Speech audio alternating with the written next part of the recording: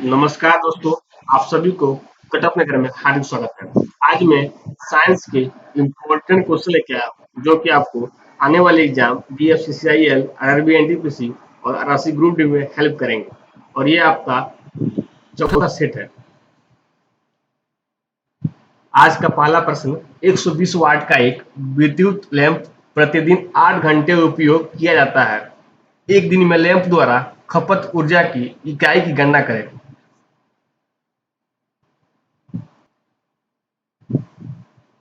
इसका answer option सी होगा, 0.96 unit. देखिए, एक इलेक्ट्रिक बल्ब है जो डेली आपको 8 घंटे जलता है, तो आपका टाइम हो जाएगा 8 आवर्स। वही energy consume by an bulb का फॉर्मूला होता है पावर इनटू टाइम। आपका पावर दिया हुआ है 120 वाट, टाइम हो गया 8 आवर्स। आप दोनों को इंटू कर दीजिएगा तो आपका आ जाएगा 960 वाट प्रति आवर्स। लेकिन आपको निकालना है यूनिट, जो होता है आपका यूनिट वो निकाला जाता है किलोवाट आवर में। तो आप क्या कीजिएगा, 960 को डिवाइड कीजिएगा 1000 से, उसके बाद आपका आंसर आ जाएगा 0.96 किलोवाट आवर। अगला क्वेश्चन, प्रतिरोधों में से एक 10 ओम का और दूसरा 20 ओम का एक 6 वोल्ट की बैटरी से श्रेणी क्रम में जोड़ा गया है। परिपथ में धारा डैश होगी।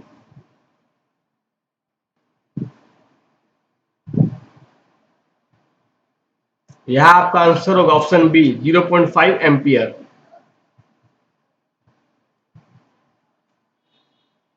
देखिए, यहाँ आपको असिस्टेंस जो दिया हुआ है वो सीरीज में है।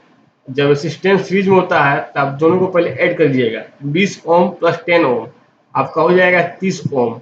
उसके बाद फॉर्मूला होता है V equal to I R. तो आपको वोल्टेज दिया हुआ है, आई निकालना था आपको, आर भी दिया हुआ है 30। तो हो जाएगा आपका आई इक्वल टू 6/30। आंसर आ जाएगा 0.5 एम्पियर।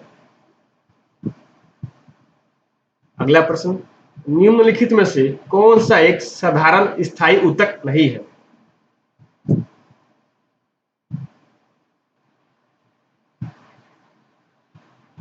दोस्तों, इसका आंसर होगा ऑप्शन सी, जाइलम। जाइलम आपका सिंपल परमानेंट टिश्यू नहीं है, बल्कि ये कॉम्प्लेक्स टिश्यू है। वही देखा जाए तो प्लांट में सिंपल परमानेंट टिश्यू 3 होते हैं। इसमें आपका पेलेनकाइमा, स्क्लेनकाइमा और कोलेनकाइमा। अगला क्वेश्चन, यहाँ एक आपको दिया गया है सॉल्यूशन, इसमें बताया जा रहा है निम्नलिखित में से किस घोल में हाइड्रोजन आयनों की सांद्रता सबसे अधिक है। मतलब आपको which of the following solution has the highest concentration of hydrogen ions.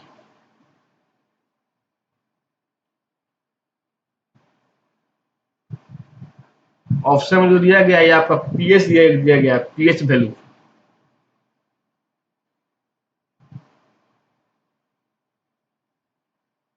इसका आपका आंसर होगा ऑप्शन सी, 2.4।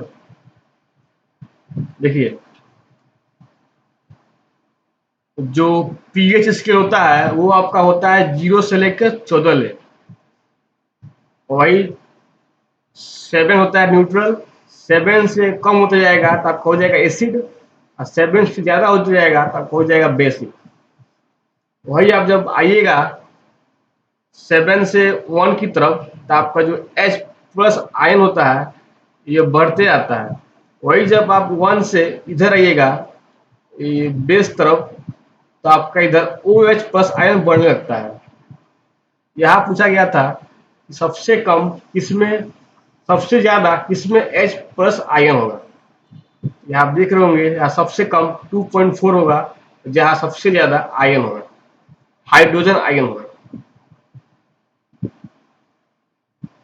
और ये आप देख रहे होंगे 7 से नीचे पूरा एसिडिक है, और 7 के बाद पूरा बेसिक है। इसमें आपका एसिडिक में आ जाएगा lemon, Apple juice, tomato juice, black coffee, milk, pure water. फिर न्यूट्रल में आपका न्यूट्रल में प्योर वाटर।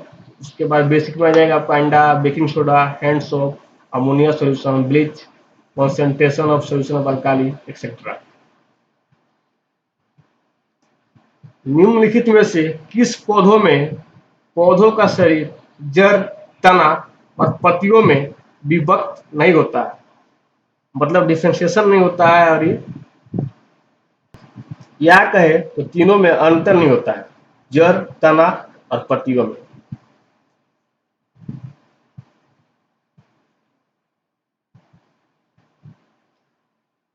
इसका आंसर ऑप्शन डी होगा, स्पाइरोगाइरा। स्पाइरोगाइरा एक शैवाल है, मतलब अलगी। इसमें क्लोरोफिल पाया जाता है, अतः यह प्रकाश संश्लेषण की क्रिया द्वारा अपनी भोजन स्वयं बनाता है। यह पौधा एक सिल्क की धागे की तरह हरे रंग का दिखाई देता है, जो जल की ऊपरी सतह पर तैरता रहता है। दुनिया में इस पौधे की 400 से अधिक जातियां हैं। इस पनिसल्क भी कहा जाता है, क्योंकि यह तालाब में अक्सर देखा जाता है। यह बहुत तेजी से विकसित होता है, अतः कुछ ही समय में पूरे तालाब में इस तरह फैल जाता है कि तालाब का पानी हरा दिखाई पड़ता है। तालाब का पानी हरा इसी की वजह से दिखाई पड़ता है। यही है स्पाइरोगाइरा। देखिए,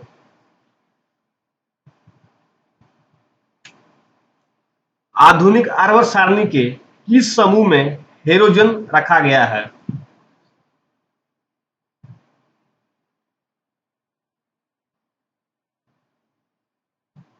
इसका आंसर ऑप्शन डी 17 होगा, सॉरी डी 17th ग्रुप होगा। ये आप देख रहे हैं पीरियोडिक टेबल या आवर्त सारणी। इसमें जो है 17 नंबर आप देख रहे होंगे ग्रुप, ये वाला, इसी को कहते हैं हेलोजन ग्रुप। इसमें आपको फ्लोरीन, क्लोरीन, ब्रोमाइन, आयोडीन, उसके बाद एस्टेटिन, एक्सेट्रा।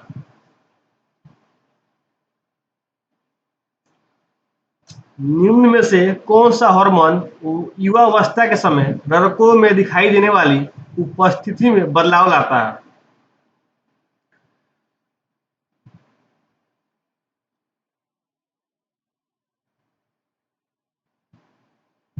इसका answer option C, testosterone hormone.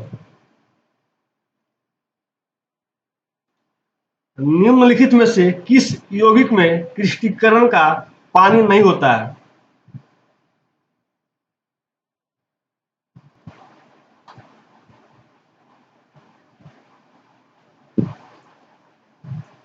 इसका आंसर ऑप्शन डी होगा, बेकिंग सोडा, जिसको हम खाने में यूज करते हैं।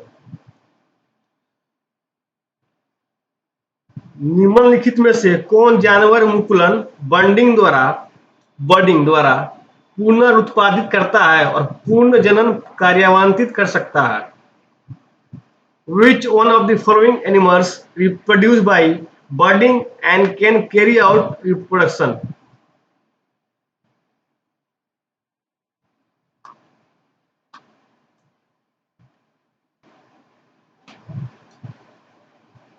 इसका आंसर ऑप्शन डी होगा, हाइड्रा। बर्डिंग एक प्रोडक्शन का नाम है, जो कि आपको पहले शरीर से, देखिए ये ऑप्शन, देखिए देख रहे हैं आप, ये हाइड्रा है। ये देखिए, पहले इतना हटेगा, फिर इतना होगा, फिर यहाँ से होते हुए अलग हो जाएगा। बर्डिंग जीव विज्ञान में अलैंगिक प्रजनन का एक रूप, जिसमें एक नया व्यक्ति मूल जीव के कुछ जनक शारीरिक बिंदु से विकसित होता है। बिजली के बल्ब आमतौर पर रासायनिक रूप से अक्रिय गैस जैसे डैश से भरे होते हैं।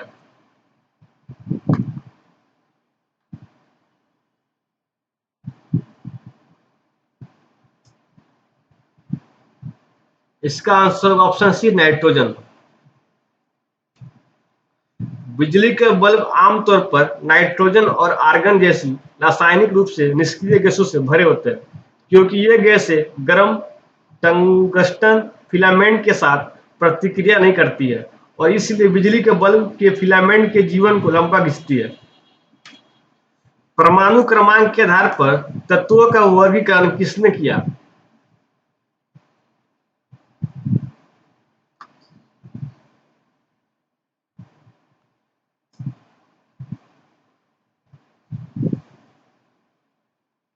ऑप्शन डी, मोसले ने। बाकी तीनों ने एटॉमिक मास के तौर पर तत्वों का वर्गीकरण किया था, जबकि मोसले ने एटॉमिक नंबर के का यूज करते हुए वर्गीकरण किया और इन्हें मॉडर्न पीरियोडिक टेबल का पिता भी कहा जाता है। एक रासायनिक अभिक्रिया जिसमें ऊष्मा उत्पन्न होती है कहलाती है। इसका आंसर ऑप्शन बी होगा, एक्सोथर्मिक रिएक्शन। एक्सोथर्मिक प्रतिक्रिया एक रासायनिक या भौतिक प्रतिक्रिया है जो गर्मी जारी करती है। यह अपने परिवेश को ऊर्जा देता है। प्रतिक्रिया होने के लिए आवश्यक ऊर्जा जारी की गई कुल ऊर्जा से कम है।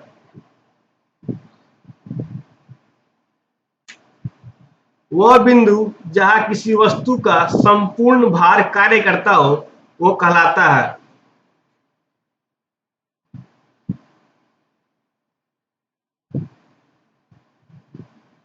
Option C, centre of gravity या ग्रेविटी केंद्र। कैल्शियम हाइड्रोक्साइड का सही सूत्र या फॉर्मूला क्या है?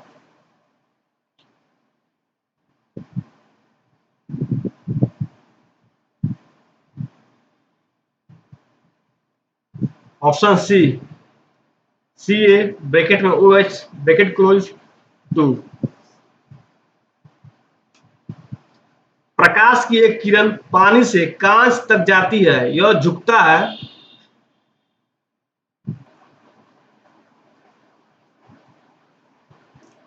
इसका आंसर ऑप्शन सी होगा, सामान्य की ओर धीमा हो जाता है।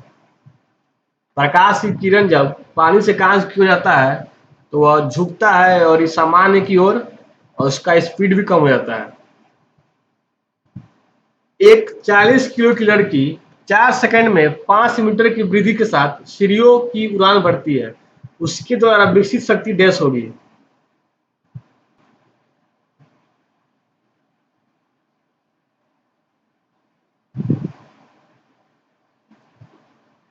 इसका आंसर ऑप्शन डी होगा, 500 वाट। देखिए मास दिया गया है 40 केजी, वो हाइट गेन करती है 5 मीटर और वो समय लेती है 4 सेकंड जाने के लिए। तो पहले निकालते हैं वर्क डन। तो वर्क डन निकाला जाए तो वर्क डन आपका होता है mgh। यहाँ आपका मास दिया गया है 40, ग्रेविटी 10 लेंगे, h आपका 5 हाइट, आपका W हो जाएगा 2000 जूल। अब निकालना है आप पावर, तो पावर इक्वल टू होता है W/T। आपको यहाँ दे दिया गया है 2000 वर्क डन निकाल चुके हैं हम लोग, और टी आपका 4 सेकंड है, तो 2000/4 करेंगे तो आपका आंसर आ जाएगा 500 वाट। यही पूछा था। प्रेरित धारा उच्चतम होती है जब चुंबकीय क्षेत्र में के संबंध में कुंडल की गति की दिशा डैश पर होती है।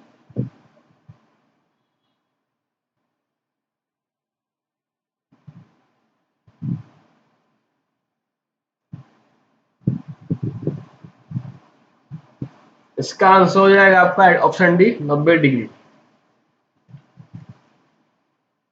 O2 का उपयोग करके पाइरूवेट का टूटना डैश में होता है।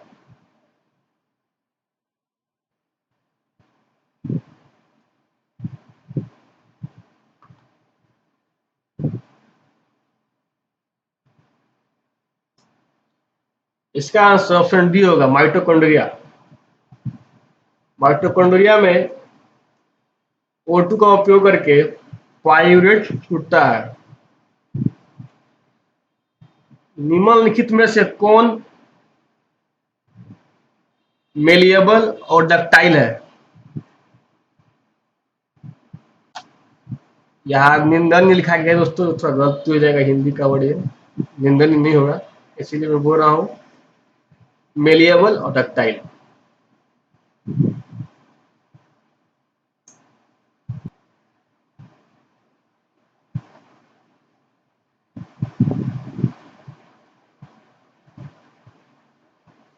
इसका आंसर ऑप्शन डी होगा, कॉपर। कॉपर सबसे ज्यादा मेलिएबल भी है और डक्टाइल भी है इन चारों ऑप्शन में से। मेलिएबल एक प्रॉपर्टी है जिसको आप किसी भी चीज को आप कितना उसको पतला चादर में कन्वर्ट कर सकते हो, उसी को कहते हैं मेलिएबिलिटी। और डक्टिलिटी बोलते हैं आप किसी भी चीज को आप कितना लंबा घींच सकते हो पतला वायर में।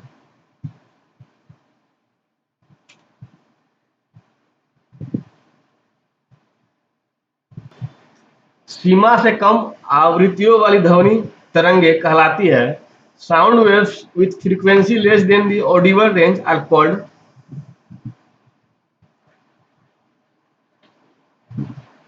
दोस्तों इसका आंसर होगा ऑप्शन बी, इंफ्रासोनिक।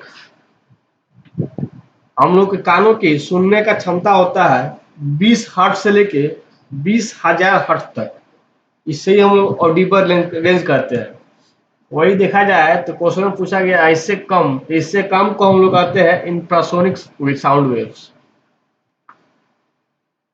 अगला क्वेश्चन, एक गेंद को 80 मीटर की ऊंचाई से गिराया जाता है, चौथे सेकंड में तय की गई दूरी डैश होगी।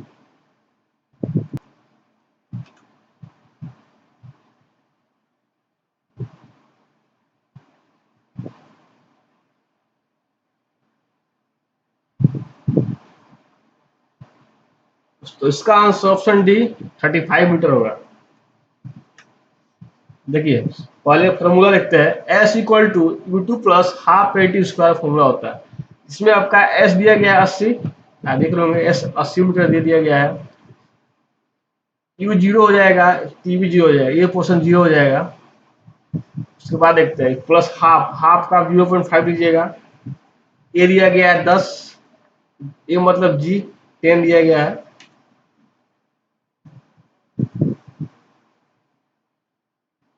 उसके बाद आपको टी निकालना है, तो आपको यहाँ से टी निकल जाएगा 4 सेकंड। उसके बाद जब ये 4 सेकंड ले रहा है आने के लिए ऊपर से नीचे गिरने तक, तब हम देखते हैं कि तीसरा सेकंड आने तक वो कितना दूरी तय करता है। तो फिर से वही ऊपर वाला formula, H equal to U T plus half A T square, या ये पोर्शन जीरो हो जाएगा। ये पोर्शन में हाफ 0.5 इंटू ए दे दिया है 10 और टी हम लेंगे 3, यहाँ हमको आ जा रहा है 45। तो समझिए ये तीसरे सेकंड में 45 मीटर दूरी तय कर रहा है और टोटल दूरी ऊपर से नीचे आने में लगा रहा है 4 सेकंड। तो वो चौथा सेकंड में वो तय करेगा दूरी 80 माइनस 45 इक्वल टू 35, क्योंकि टोटल उसका हाइट 80 है और वो 3 सेकंड में 45 दूरी तय कर रहा है। तो वो जरूर चौथा सेकंड में इसका माइनस इससे कीजिएगा तो 35 मीटर ही दूरी तय करेगा। 5 से लेके 8% एसिटिक अम्ल कहलाता है।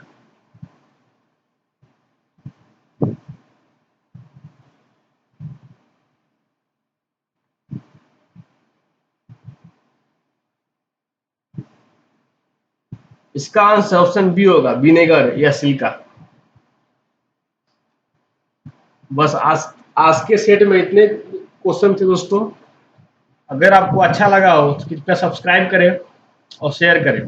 हाँ, और दूसरा बात कि मैं पिछला तीनों सेटों का लिंक आपको डिस्क्रिप्शन में दे दे रहा हूँ जो आपको हेल्प करेंगे। धन्यवाद।